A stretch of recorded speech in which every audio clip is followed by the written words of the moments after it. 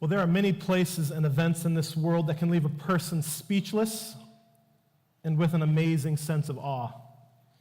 Standing on the edge of the Grand Canyon, or even better, hiking down into it. Overlooking Victoria Falls in Africa as water pours over its mile-long cliffs. Swimming next to an enormous whale shark.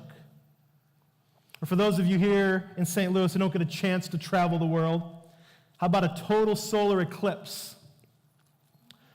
And the moon blocking out the sun so that the sun's corona becomes visible as darkness then covers the land at midday. It isn't just the beautiful and the breathtaking things that impact us deeply. There's a great power and danger in the earth as well. We have seen this over the past month numerous times and have been reminded of the awesome and devastating power of hurricanes and the destruction of the oceans when released upon the land. And let us never forget that we all live on a knife's edge on this ball of rock spinning around that titanic fireball of fury we call the sun, from a perfectly calculated distance of 93 million miles. Obviously, there are other pictures and examples of the earth and the visible universe, as we saw in the opening video, and most of us can't help but be amazed at some level at what exists in the earth around us. Subsequently, many of us are compelled to freely acknowledge that there is a force at work in our world and in the universe that is much, much greater than man is and could ever be. And that is what Paul states emphatically in Romans chapter 1. Without even opening or reading the Bible, without hearing or learning about Jesus Christ and all that he did, God made his mark on this earth and in the universe, all of which is his creation, in such a way that we finite creatures would know and understand that there is a God in this world and we are not it. And this is where we pick up this morning as we continue through the New Testament book of Romans and our sermon series entitled Face the Wrath. If you have your Bibles, you can open up to Romans chapter 1, where we will be covering verses 21 through 23. However, in order to understand more clearly the context of our passage this morning, we need to first go back and review the last two verses from the passage that Matt taught on last week. So we're going to read Romans chapter 1, verses 19 and 20. For what can be known about God is plain to them, because God has shown it to them. For his invisible attributes, namely his eternal power and divine nature, have been clearly perceived ever since the creation of the world in the things that have been made. So they are without excuse. Now, the purpose of my opening video and my introduction has been to help remind all of us of what is obvious and true about the world and the universe in which we live, which verse 20 states very clearly that God's invisible attributes, his eternal power and divine nature have been clearly perceived ever since the creation of the world in the things that have been made. Last week, Matt talked about how we are all guilty of sin and under judgment before God, and justly so. We deserve the perilous condition, the spiritual condition we find ourselves before the God who created us. Now, that's hard to hear. We live in a world where what we think is of great importance and what we feel is preeminent in many cases. And none of us thinks or feels that we're that bad or that we're that guilty. We're great at justifying who we are, justifying our decisions. But regardless of what we say, our Creator, eternal Creator, has said something different very clearly. And that's that we are just in the condemnation that he has for not just us, but all of mankind. And you want to know why this is a just condemnation? Because of knowledge. We will say, well, knowledge equals power. God says knowledge equals accountability and justice. In verse 19, twice, Paul states that we know these things about God. He states it a third time in verse 20. He says, have been clearly perceived. In fact, when he says has been clearly perceived, notice he doesn't say has been displayed, has showed, has been revealed. The Greek word for perceived in the original language is katharao, and it means to see thoroughly, to perceive clearly, to understand. He's not just showing us his nature and character. He's stating that he's shown it and that we, the people, have clearly seen and understood his nature and character. Now, we might not admit it. We might not be cognizant of it at this moment. But nonetheless, the God who created us says it is. It says it a different way in Ecclesiastes chapter 3, verse 11. The author writes this: He, God, has made everything beautiful in its time. Also, He has put eternity in man's heart. That's another way of saying that the divine Creator has put a slice of divinity in our heart so that we would, in our heart and soul, know Him. Well, this is our starting point this morning as we venture into the next section, that is, we know the truth. We know the truth based on what Paul has said in verses 19 and 20. We know the truth, and so we're going to pick up reading in Psalm 21 through 23. For although they knew God, they did not honor Him as God or give thanks to Him, but they became futile in their thinking, and their foolish hearts were darkened. Claiming to be wise, they became fools, and exchanged the glory of the immortal God for images resembling mortal man and birds and animals and creeping things. Now, Paul is about to take a turn and move us into a new direction, having stated what he said in the passage Matt talked about, and moving into the passage where we are today. And to do this, he uses the preposition for. And the preposition for is very important. You can see it just turned yellow in the upper left hand of your screen. When Paul writes, he often writes like a lawyer. He makes strong logical and theological arguments. His arguments can become lengthy and somewhat complex. But he really wants you and I, the reader, to follow and understand what it is he wants to teach us. And after stating that man knows the truth 3 times in the previous passage, he uses the word for in order to go back and say, in light of that, in light of remembering this emphatic statement and restatement, and then he heads forward into verse 21. And he states it for a 4th time. They knew God. I mean, enough already, right? We get it, Paul, we get it. We know God. But actually, do we? We live in a culture, in a society that does everything it can to avoid acknowledging God, to diminish God, to find any and every excuse that God does not exist, to diminish and nominalize those that say that He does. We actually don't believe this. We don't agree with Paul. Humanity is magnificent at making excuses and living in denial. One of the ultimate survival instincts that we all learn at the earliest of ages is denying knowledge about something in order to not get in trouble by it. Think about it. If you have children or around children, who broke that? I don't know. Who put their finger in the birthday cake before it was ready to be served? I don't know. That actually happened at the Zilke home. It wasn't a good night. We will do anything and everything to avoid ultimate accountability. I do it.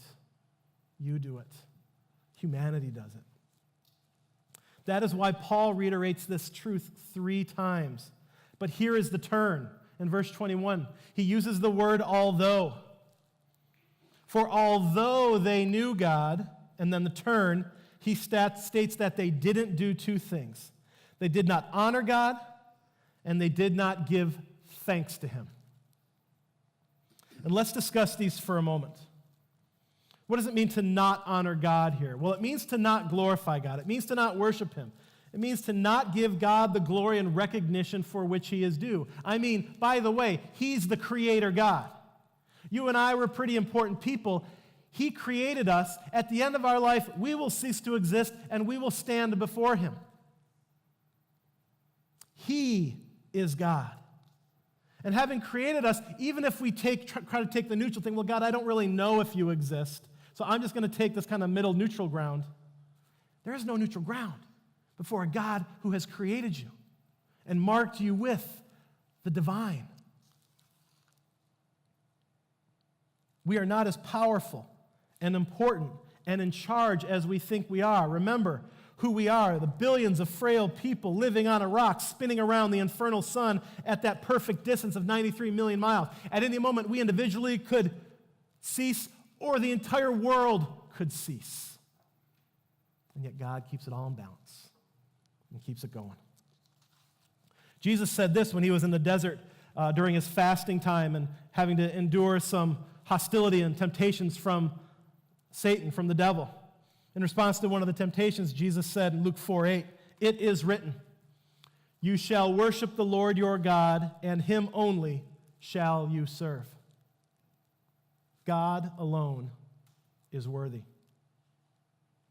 But not only did they not honor God as God, they didn't do a second thing, and that's they did not give thanks to God. Now, giving thanks is one of Paul's favorite things to do, favorite act of obedience and worship to God. However, in our country, in our world, we would much rather give thanks to what? I don't know, our lucky stars, than to sincerely acknowledge God, our Creator. I think that is the most ridiculous statement, maybe in the English language. And yet more and more, it's in songs, it's on birthday cards. I thank my lucky stars for you. That's ridiculous. What the heck is a lucky star? Doesn't exist. Yet people know deep down that what they have is not theirs, that it's been given, but they refuse to acknowledge that a divine creator could be the giver of the good gift they've received. Rather than do that, we'll throw up our lucky stars. It's absurd.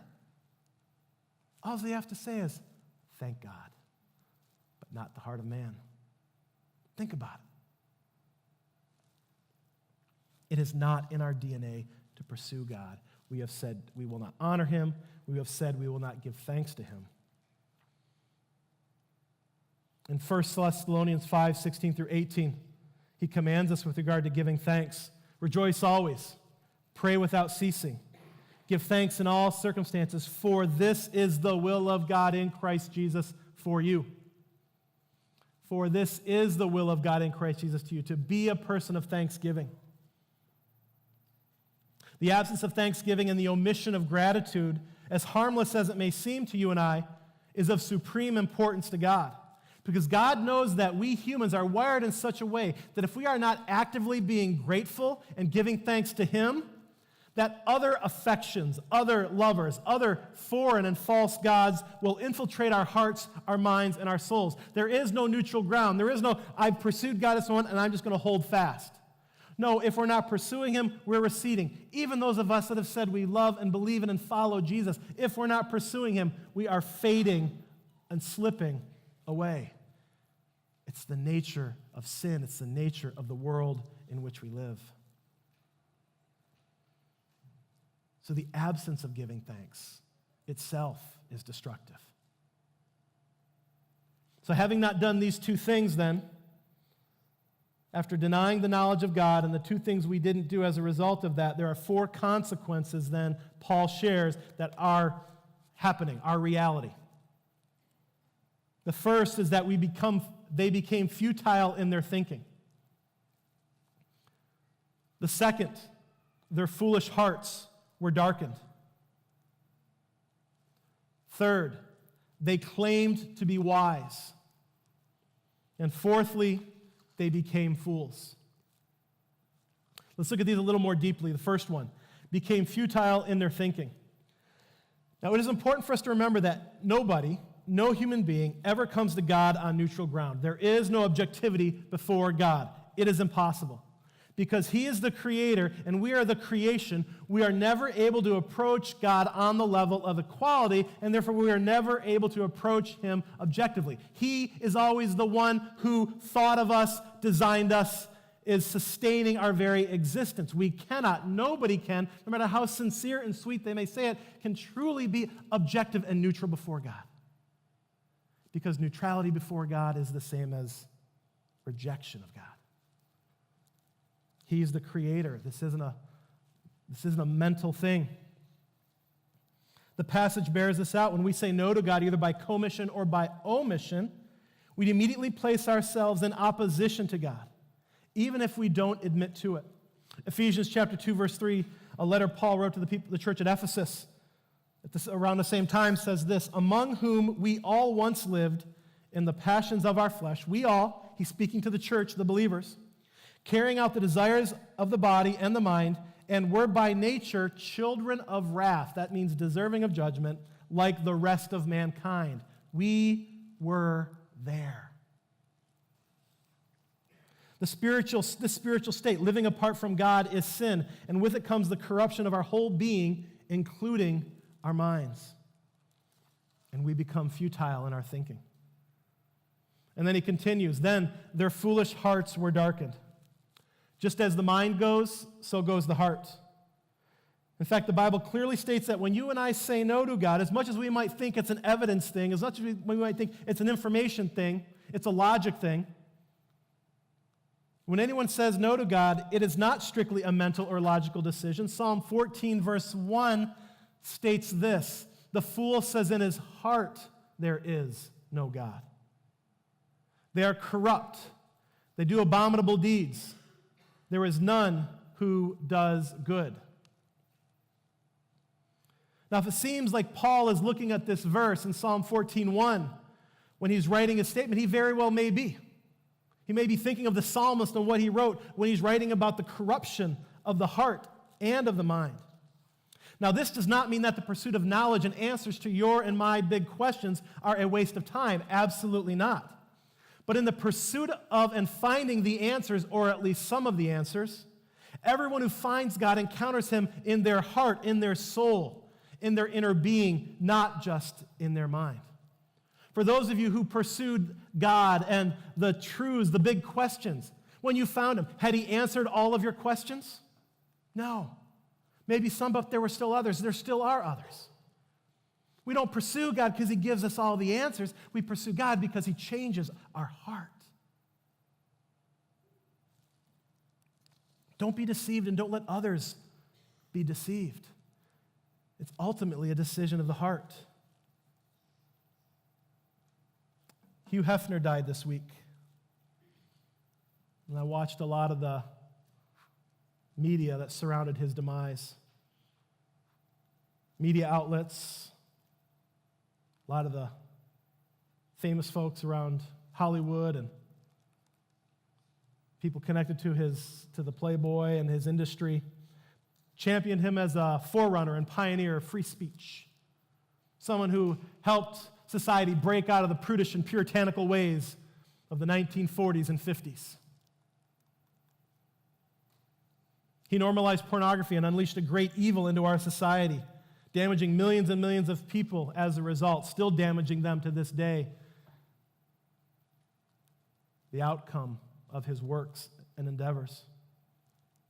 But once you get past the lauding of the media and his family and the Playboy executives, the people who really knew him, the butlers, the old girlfriends, they had a different story. They described him as a very cold man, indifferent, harsh.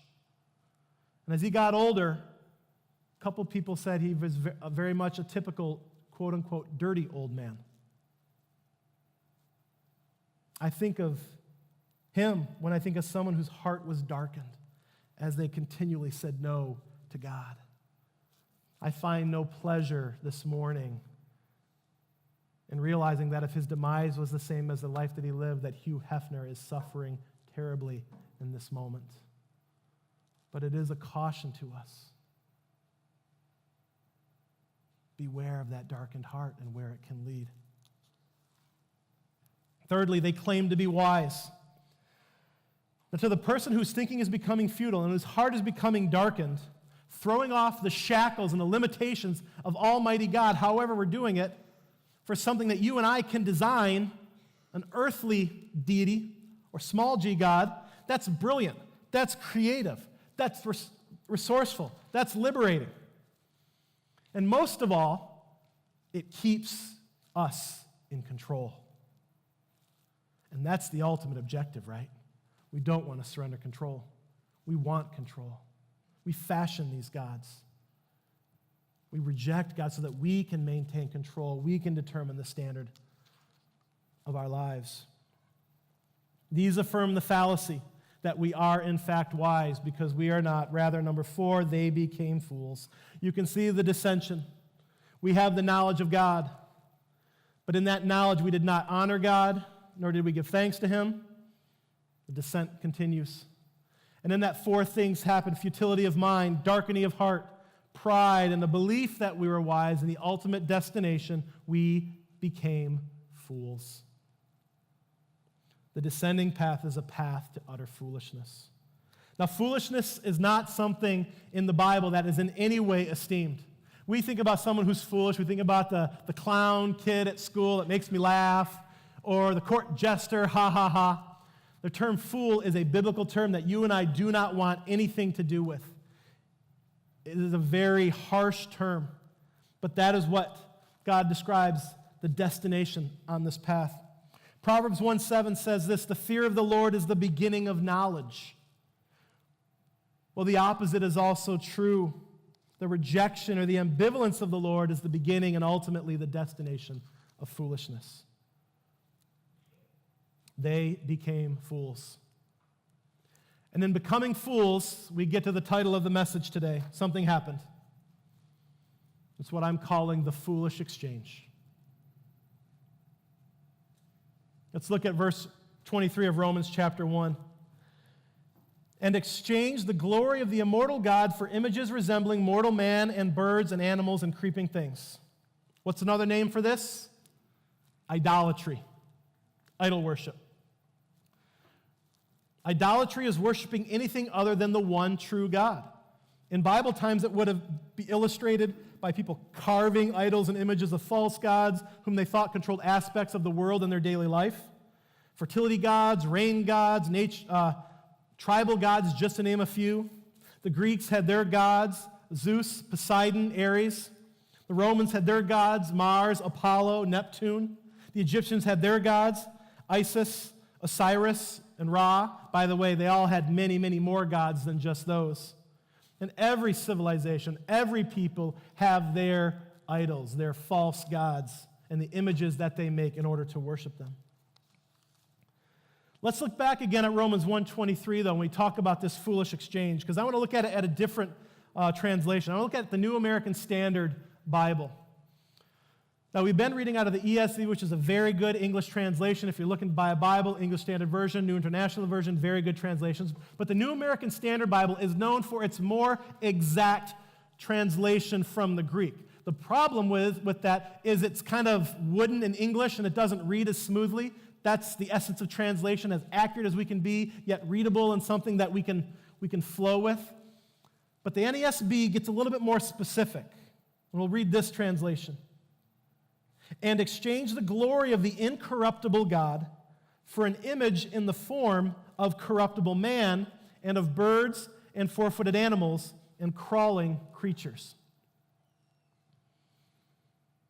So what is this foolish exchange? It's not just idolatry, but it's described. We exchange infinite value for that which is infinitesimal, which means immeasurably small. This exchange is a foolish exchange because you trade away something that is of infinite value, an infinite God. A God has created a universe that we're still finding out more about. We have not reached the end.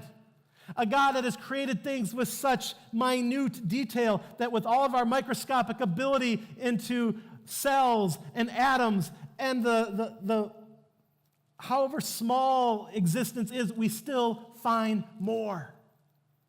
We're never going to come to the wall and say, okay, we reached the end, by the way. God designed it that way. God wants to be a step or two or a million ahead of the human race, even in spite of all of our great accomplishments. When we say no to God, when we make anything else our God, We sacrifice that which is of infinite value for that which is infinitesimally small by comparison. The second exchange we make is we exchange the incorruptible for that which is corruptible. Now, when I say incorruptible, the definition of that is enduring, will not decay or diminish, integrity. That's God. Always has been, is, always will be. But we exchange it for the corruptible, that which is inferior, error-filled, tainted, infected. Isaiah chapter 40, verse 7 and 8 describes it like this: the grass withers, the flower fades when the breath of the Lord blows on it. Surely the people are grass. The grass withers, the flower fades, but the word of our God will stand forever. We and our efforts are like grass. No matter how smart, how accomplished, how capable, how confident somebody is, they had a beginning point that God ordained, and there is an ending point, and they will stand before God. There's no escaping. Those who reject God hope that they just turn into worm food in the ground, and that's the end of it. That's a big risk to take, considering all that we've seen and all that we've understood. The third thing we've exchanged is the gist of it. We've exchanged God for man, for the things of man, for the images of man, for the creations of man, and for other creatures which God himself has made. Now, we in our 21st century society, we struggle to grasp the reality of idols. One, because we think we're smarter and better than the people in the centuries before us. We're not the Greeks, we're not the Romans. We don't bleed people out when they're sick. Ha ha ha, Jeremy, they were so foolish back then. We're so modernized and intelligent. We know so much better. Yet our idolatry is just as pervasive, if not more so, than our ancestors. Few of us, if any, worship wooden statues or mythological characters that we read about in books. But we have fashioned a whole multitude of idols. And we care for those idols with great affection each and every day of our lives. John Calvin, the great reformer and theologian, has this famous quote: "Man's nature, so to speak, is a perpetual factory of idols." Man's nature is a factory of idols. He expounded upon this statement when he later wrote this: "Man's mind, full as it is of pride and boldness, dares to imagine a God according to his own capacity. As it, the mind, sluggishly plods, indeed is overwhelmed with the crassest ignorance, it conceives an unreality and an empty appearance as God." Whether it was 3000 BC or whether it's October 1st, 2017, the nature of man is not different. It has not changed. We may think we're more sophisticated. Our idols might be more sophisticated, but they are nonetheless idols. And we have made a foolish exchange.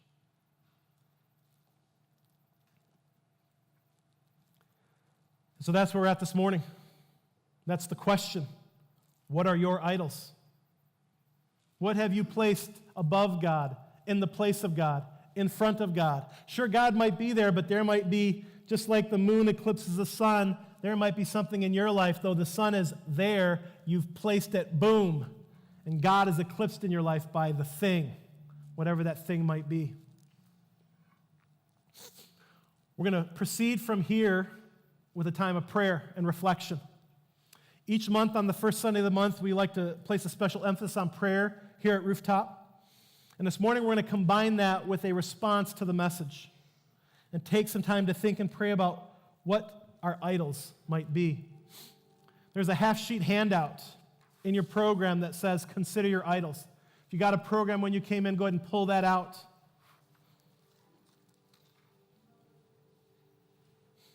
You and I, if you aren't aware, we have many idols. But what do idols look like in our day?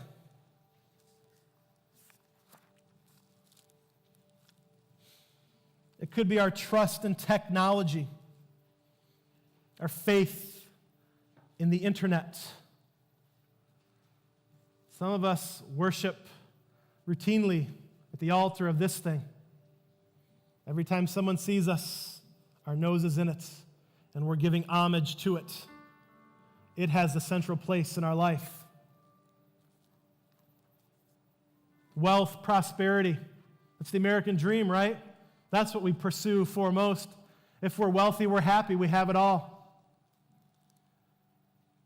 Children's success and achievement. Some of us are raising a family. We want our children to have the best life they can. And we'll give them anything and do anything for them and take them anywhere, make whatever sacrifice we have to make so that they can get into the college and have the job and have the successful life we want them to have. Some of us have, in fact, placed our children as the idols. Unwilling to say no. Unwilling to discipline. Unwilling to have the hard conversation that needs to be had. We worship societal approval and acceptance of people around us. We don't want to be different. We don't want to be scorned. Don't look at me differently. I can't take it. Some of us worship our retirement account. I'm not talking about being wise and saving for the future, but some of us have made a number our goal in our retirement, and that is a sum and an amount that we are worshiping. We think about it every day. Drives us. Comfort, media, TV, movies, distraction, those are all idols. Those are all things that we bring into our life when times get difficult. Rather than go to a God who loves us, we go there and we say, I just want to shut out reality and live in delusion. I want to be distracted. For some of us, it's food and what food does for us, how it makes us feel, how we cope with life and our own insecurities and struggles. Science, knowledge of man, medicine, medical treatment, health. Some of us worship health. Everything is towards being healthy, living healthy.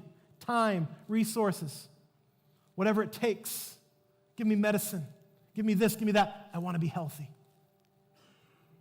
For others, it's personal success and achievement. The age-old temptation to succeed. That's our idol. For some who are single, the idol is getting married. Oh, how we want to get married. For some who are married, the idol is, oh, how I want to get single. It's not, we laugh, but it's true. We want companionship, sincere companionship, and that's our idol. If we're single, we don't think we can have that apart from being married. If we're unhappily married, we don't think we can have that unless we get rid of our marriage and try again. But it's an idol that will deceive us. It will leave us empty. Sex, sexual fulfillment, the same. Fool's gold. Personal identity, and then maintaining control. There's a couple lines there for you to write in if I missed something. In 1 John, you see there on the bottom, we are cautioned by the Apostle John, little children, that's us, keep yourselves from idols. So I want to take a minute, and I want you just to think quietly and write down, circle, use this as a kind of a moment of confession, an act of acknowledgement to God about what is true, about what the idols are in your life.